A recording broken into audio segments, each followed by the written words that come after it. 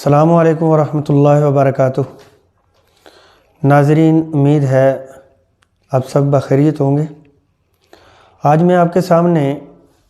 Cholesterol کے بارے میں کچھ گفتگو کرنا چاہتا ہوں۔ کولیسٹرول کیا ہے؟ دراصل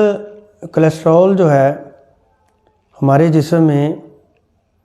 ایک ایسی بیماری ہے جو کہ ہمارے اپنی کوتاہیوں کے سبب سے پیدا ہوتی ہے، جیسے کہ کام کاج کا نہ کرنا، بے تحاشا کھانے کھانا، جن میں خاص طور پر چربیلے کھانے کھانا، کیونکہ کولیسٹرول ہوتا ہی تب ہے جب ہمارے جسم میں جو ہے وہ چربی کی فضول جو ہے وہ بڑھوتری ہو جاتی ہے۔ عام طور پہ چربی ہمارے جسم کا حصہ ہے اور ایک حد تک جو ہے اس کو ہونا بھی چاہیے۔ قدرت نے بھی بہت ساری چیزوں کے اندر جو ہے ہمارے جسم میں پروٹین کی شکل میں یہ چیز رکھی ہے کہ جب ہم یہ چیزیں کھاتے ہیں، وہ نباتات سے ہوں، وہ حیوانات سے ہوں، یا وہ سبزیاں ہیں، پھل ہیں، تو ان میں سے جو ہے وہ کافی چیزوں میں جو ہے وہ پروٹین پائی جاتی ہے،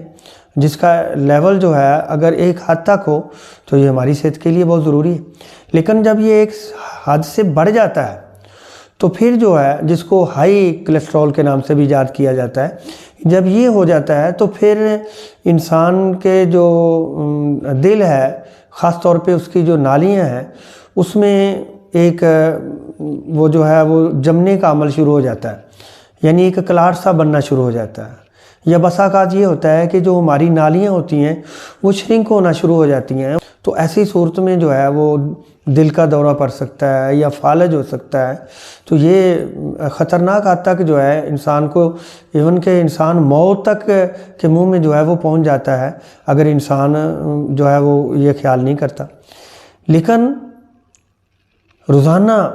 جو ہے وہ 30 سے 35 منٹ جو ہے اگر کوئی شخص جو ہے وہ سیر کرتا ہے، واک کرتا ہے یا ورزش کرتا ہے، یا یہ ہے کہ ایسی غذائیں استعمال کرتا ہے جن میں جو ہے وہ چربی جو ہے اس کی مقدار کم ہے، تو انسان جو ہے ان بیماریوں سے بچ سکتا ہے۔ اس کی سادہ سی مثال یہ ہے کہ آپ جو ہے وہ تلی ہوئی چیزوں سے پرہیز کریں، آپ جنک فوڈ یا فاسٹ فوڈ جو ہے ان سے پرہیز کریں، آپ قدرتی چیزیں استعمال کریں، سبزیاں ہیں، پھل ہیں۔ خاص طور پہ اگر آپ ابلی ہوئی، پسی ہوئی یا ایسی غذائیں استعمال کرتے ہیں تو جو زیادہ تلی ہوئی نہ ہوں، تو انشاءاللہ آپ کے جسم کے اندر آپ خود دیکھیں گے کہ آپ کی جو صحت ہے اس کو 4 چاند لگ جائیں گے۔ اللہ تعالیٰ سے دعا ہے اللہ تبارک و تعالی ہمیں جو ہے موجودہ دور کی ان بیماریوں سے نجات عطا فرمائے۔